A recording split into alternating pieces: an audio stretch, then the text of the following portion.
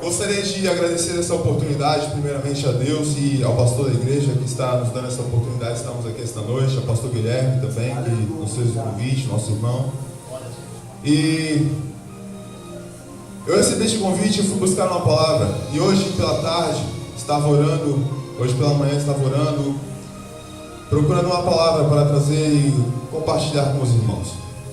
Bom, e para que nós possamos entender melhor esse texto que nós acabamos de ler, nós precisamos entender um pouco do contexto que estava se passando naquele momento.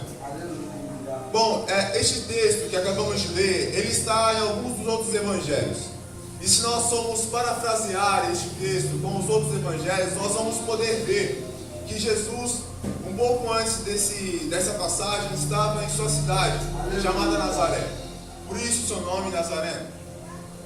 Então Jesus naquela cidade estava no templo ensinando as pessoas. E as pessoas estavam maravilhadas com a sua sabedoria, estavam maravilhadas com os milagres, as maravilhas que Jesus estava operando no meio do povo. Só que eles não estavam crendo em Jesus, porque ele, por ser daquela cidade, as pessoas olhavam para Jesus e falavam: mas este não é o Nazaré, não é Jesus, o filho de José, o filho de Maria, irmão de Tiago, irmão de Simão. Esse aí que está falando que é o filho de Deus, ele acabou de estar aqui com a gente, ele nasceu de Maria, nasceu de José, como ele é o filho de Deus? As pessoas não estavam crendo, não estavam dando crédito a Jesus. Então Jesus ele disse que não há profeta sem honra, senão aquele da sua própria terra, por conta daquilo que estava acontecendo. Então, com isso, ele começou a enviar os seus discípulos, que estavam com ele, 2 a 2, estavam enviando, e deu-lhes poder para expulsar demônios, curar enfermos, e os discípulos assim fizeram. Então, por se fazer grande obra naquela redondeza, Herodes, que era o rei daquele lugar, ele ouviu falar de Jesus, de todas as maravilhas que Jesus estava fazendo. Então ele pensou que era João Batista. E assim Herodes, ele pensando que era João Batista, chega um momento da sua vida, o seu aniversário, em que ele dá uma festa. E as pessoas que estavam ali naquele lugar viram a filha de Herodias, a mulher de Herodes, dançar para todos. E quando ela dançou, ela encantou a todas aquelas pessoas, e Herodes também. Então ele falou a ela que daria tudo que ela pedisse. E ela foi consultar a sua mãe, perguntar o que ela iria pedir para Herodes. E naquele momento a sua mãe disse para ela pedir a cabeça de João Batista. E ela foi a Herodes e pediu a cabeça de João Batista num prato. Então Herodes manda matar João Batista, que estava na prisão. Naquele momento Herodes dá a cabeça de João Batista à filha de Herodias, e ela leva a sua mãe. Assim os discípulos de João Batista pegaram o corpo de João Batista e sepultaram o corpo de João Batista. Logo em seguida, os discípulos de João Batista vão até Jesus e notificam a Jesus o que aconteceu. E aí nós chegamos no versículo 12 do capítulo 14, que nós acabamos de ler, onde está escrito: e chegaram os seus discípulos e levaram o corpo de João Batista, e o sepultaram e foram anunciá-lo a Jesus. Versículo 13: e Jesus, ouvindo isso, retirou-se dali num barco para um lugar deserto, apartado. E, sabendo o povo, seguiu a pé desde as cidades.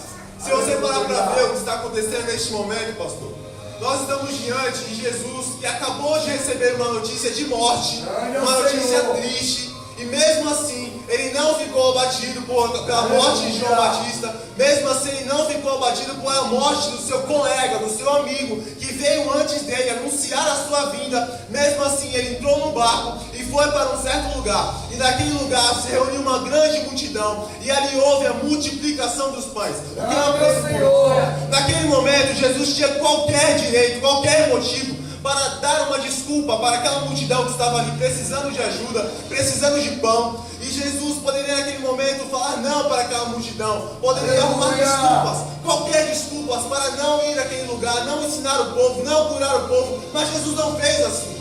Jesus, naquele momento, mesmo com dor no coração, mesmo cheio de tristeza pela morte de João Batista, ele foi até aquele lugar e ali multiplicou pães. E o que eu aprendo com isso? Você pode estar passando por dificuldades, você pode, tomara que não, mas você pode ter perdido alguém da sua família, algum ente querido, mas nesta noite Deus está aqui e me dá esta oportunidade só para falar para você ter a mesma força que Jesus, porque Ele habita no seu coração, não é verdade? É verdade. Então pronto, Ele te dá esta força para você não ficar no chão, mas você se erguer, se levantar, e assim Deus também operar em sua vida, como operou na vida de Jesus Cristo. E falando de morte, eu me lembro de Maria Madalena. O capítulo 20 de João fala que Maria Madalena foi ao sepulcro. Sepulcro lembra morte, lembra dor, lembra lágrima. E naquele momento Maria Madalena também estava passando por um momento de dor, por um momento de lágrima, por um momento de morte. Porque Jesus acabou de morrer. Aquele que deu a vida a Maria Madalena estava morto, enterrado. Então ela foi ao sepulcro. Só que quando ela chegou lá, ela teve uma surpresa, porque Jesus não estava mais lá. Naquele momento ela encontrou 2 anjos dentro do sepulcro. E quando ela olhou para trás, ela viu Jesus, só que ela não conseguiu entender que era Jesus. Naquele momento, Maria Madalena estava tendo a maior experiência espiritual de sua vida. Só que ela não estava entendendo o que estava acontecendo por conta da dificuldade que ela estava passando. Maria Madalena estava triste, amargurada. Estava sem esperança, porque ela foi até o sepulcro e não viu mais Jesus. Jesus, a esperança da sua vida tinha acabado de morrer. E isso estava fazendo com que ela não conseguisse entender o que estava acontecendo.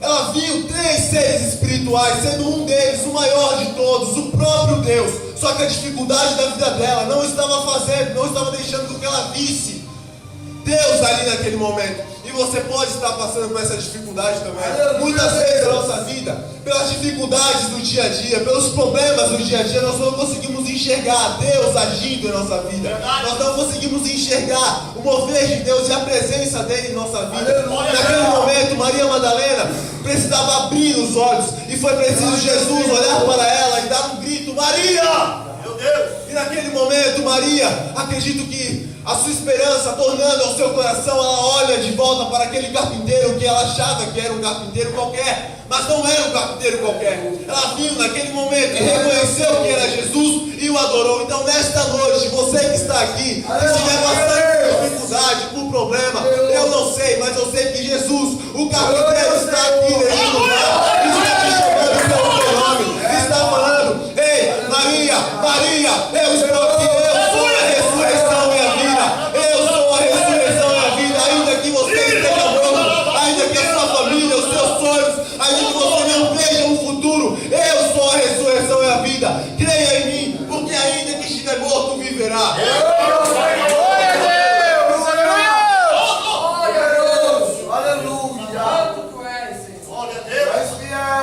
Os versículos vão passando.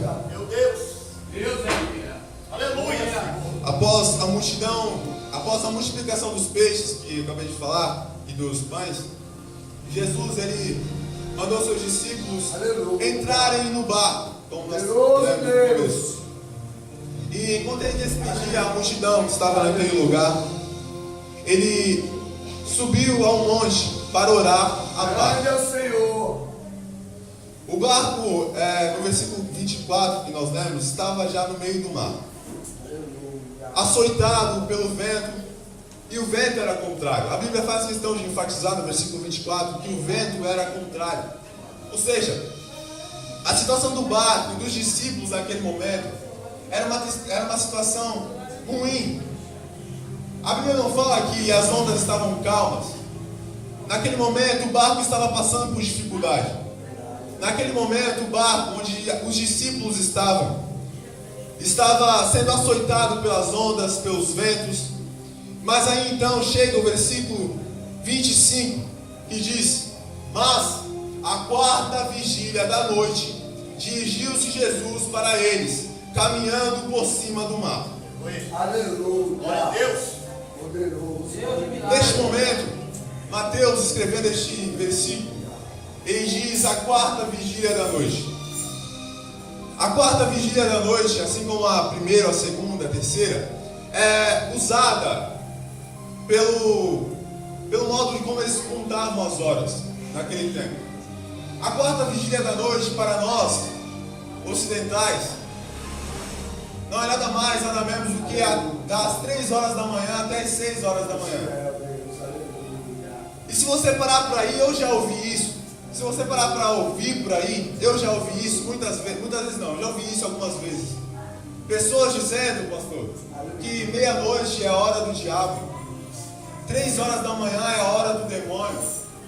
Eu não acredito nisso. Aleluia! A minha Bíblia não está me dizendo isso. A minha Bíblia diz, no versículo 24, que os discípulos estavam no barco.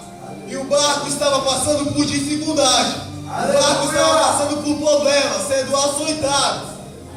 Mas no versículo 25 diz: mas a quarta vigília da noite, às 3 horas da manhã, Jesus vem sobre o mar ao encontro dos discípulos para os ajudar. O que eu entendo com isso? Eu entendo com isso que não tem hora, não tem meia-noite que é a hora do diabo, não tem 3 horas da manhã que é a hora do cão, não. Todas as horas é a hora de Jesus operar no lar. Todas as horas é a hora de Jesus salvar a sua família, operar em sua família. E agora é a hora também, porque em João capítulo 3, versículo 24, se não me engano, Jesus ele diz, mas a hora vem. Que hora? 3, 10, não. A hora vem, e agora é qualquer hora em que os verdadeiros adoradores adorarão o Pai em espírito e em verdade. Glória a Deus! 3 horas da manhã, Jesus vem sobre o mar ao encontro dos discípulos para os salvar daquela situação.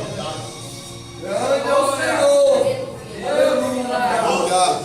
Poderoso! Aleluia! Então nós chegamos nos 2 versículos chaves dessa pregação que Deus colocou em meu coração para compartilhar com os irmãos. O versículo 28 e o versículo 29. Na madrugada, após Jesus caminhar por cima das águas e os discípulos ficarem com medo, Jesus, naquele momento difícil, diz aos discípulos para terem bom ânimo. Aleluia!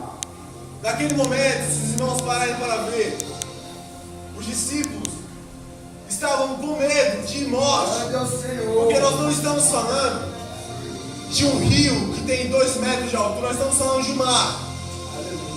Nós estamos falando de algo profundo.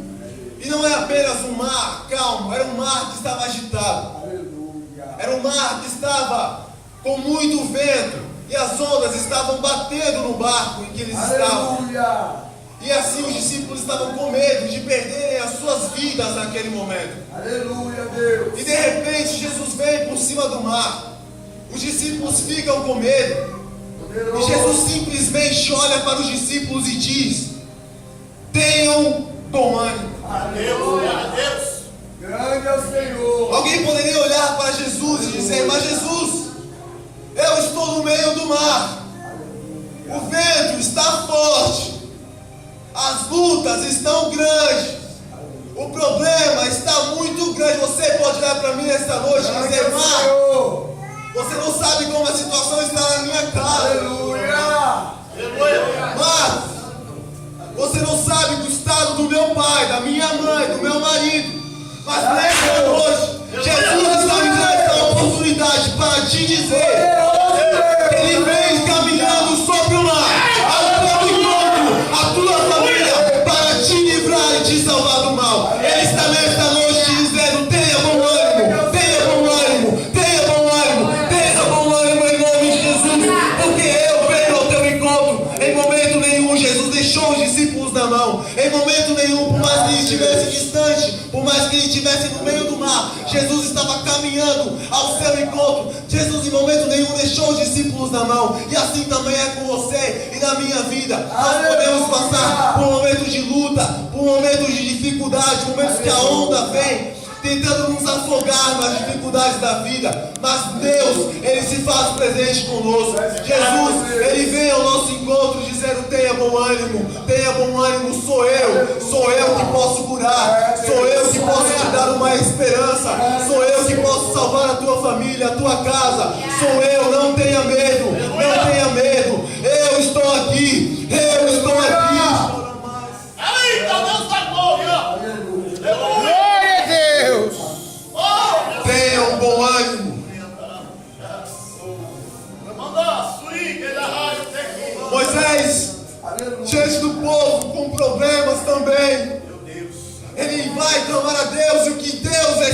Moisés: Moisés, por que clamas a mim? Fale ao povo para que marche. Para que marche. E Deus nesta noite está dizendo a nós, meus irmãos, para termos bom ânimo. Para termos bom ânimo. És fiel, Deus. Glória a Deus. Santo és tu, Senhor. Deus da glória. Então, após Jesus ele falar: tenha bom ânimo, sou eu, não tem mais. Pedro, o apóstolo de Jesus, ele diz a Jesus, e aqui nós chegamos ao ponto-chave dessa palavra, dessa pregação nesta noite. Aleluia, Deus. Pedro ele diz a Jesus: Senhor, se és tu, manda-me ir ter contigo, caminhando sobre as águas. Naquele momento, Pedro estava em cima do barco, junto com os outros discípulos. Por mais que a situação em cima do barco não estivesse boa, por mais que a situação em cima do barco estivesse das piores, Jesus ele olha para Pedro e diz: vem. Se nós parássemos para pensar naquilo que estava acontecendo, ninguém em sã consciência sairia de um barco para ir para o meio do mar. Por mais que Pedro, você pode falar: Marcos, mas Pedro era pescador, ele sabia assim, ele sabia nadar. Só que a situação no mar não estava muito boa. O mar estava em tempestade. E se Pedro não estivesse com medo, a Bíblia não falaria que os discípulos estariam gritando com medo. A Bíblia não falaria que os discípulos poderiam sair nadando pela água e chegar até o outro lado. Mas a situação no barco estava ruim. Só que Jesus ele olha para Pedro e diz: Pedro, vem. Aleluia. O que Deus coloca no meu coração para compartilhar com os irmãos esta noite. Por mais que na sua vida, a sua situação, você possa estar passando por um momento de dificuldade neste barco em que você está, nessa congregação em que você está, na casa em que você está, no casamento em que você está. Por mais que o vento esteja batendo no seu barco, as ondas estejam querendo naufragar a tua fé, nesta noite Deus ele me traz aqui com uma única missão: de dizer ao teu coração, de dizer a você, para que você venha. Não para que você desista do seu casamento, não para que você desista da sua congregação, da sua fé, não, mas para que você venha até Jesus. Porque Ele, naquele momento, fez com que Pedro caminhasse sobre as águas e depois levou Pedro de volta para dentro do barco. E então nesta noite, Deus ele coloca essa palavra no meu coração. Glória ao Senhor. Ele tinha todos os motivos também para falar para Jesus: mas Jesus, eu não vou conseguir caminhar por cima desse mar que o Senhor está me chamando. Eu não vou conseguir fazer isso que o Senhor está colocando em minhas mãos. Jesus ele simplesmente diz: vem. Aleluia. E naquele momento em que Pedro sai do barco, pisa o primeiro pé no meio do mar, pisa o segundo pé no mar de novo, ele consegue andar sobre as águas. E assim também é em nossas vidas. Jesus, Ele está te chamando para um propósito maior. Jesus pode ter colocado algo em suas mãos, confiado algo a você. E você pode olhar e falar: mas Marcos, eu não tenho capacidade nenhuma de sair deste barco. Eu não tenho capacidade nenhuma de sair deste barco e andar por esta água. Porque isso é impossível. Ninguém consegue andar pelo mar. Mas a diferença é que Jesus chamou eles. Se Jesus estiver te chamando, meu irmão, não perca a oportunidade. Se você entrou aqui nesta noite, acredito que todos aqui já tenham entregado suas vidas a Jesus. Mas se você ainda não entregou a sua vida a Jesus, entenda que Deus está te chamando para que você saia dessa vida de pecado, dessa vida distante de Deus, e caminhem sobre o mar, vencendo o impossível, fazendo a vontade de Deus. O Senhor coloca essa palavra no meu coração, e o interessante disso é que momentos depois que Pedro caminhou sobre o mar, ele começa a afundar naquela água. Naquele momento, a fé de Pedro começou a diminuir. Ele começa a ver as ondas vindo, o vento batendo, e começa a perder a fé. Aleluia! Do primeiro chamado de Jesus em sua vida. Pedro, naquele momento, ele começa a perder o seu primeiro amor, e aqui a gente pode montar uma analogia com a nossa vida. Porque você pode lembrar de quando Jesus te chamou pela primeira vez. Eu tenho certeza que naquele momento você saltou do barco e foi correndo a Jesus. Só que com o passar dos tempos, com as dificuldades batendo em você, você pode, assim como Pedro, ter perdido a fé e começar a naufragar. Mas nesta noite, Jesus, Aleluia! Ele está aqui, meu irmão. Aleluia! Jesus se faz presente neste lugar, Ele te toma pela mão, assim como Ele fez com Pedro, só para quem quiser crer nisso. Ele te toma pela mão, assim como fez com Pedro, naufragando, e te coloca de pé novamente, para te levar de volta ao barco, o lugar onde Ele quer que você esteja. Aleluia! Glória a Em nome Deus. de Jesus. E assim, Mais tremendo, Deus. Jesus fez aquela obra no meio do mar. Acalmou a tempestade depois que Jesus entrou dentro do barco. E ficou ali com os discípulos e foi até o outro lado do mar. A palavra que Deus coloca no meu coração nesta noite é uma palavra muito simples, meus irmãos. Mas é uma palavra de fé. Você pode, assim como Pedro, estar recebendo, estar entendendo algum chamado em seu coração. Deus pode estar falando para você: vem.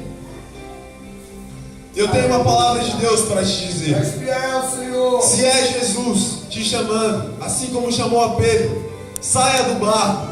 Saia do barco do conformismo. Saia do barco do pecado. Saia do barco do lugar do seu conforto e vá ao mar. Use a fé para pisar sobre as águas, para caminhar sobre o impossível, vencer as dificuldades, ir ao encontro de Jesus te chamando, porque assim Ele fará obra em sua vida e em sua família. Eu agradeço a oportunidade em nome de Jesus Cristo. Glória a Deus. Que Deus abençoe essa igreja.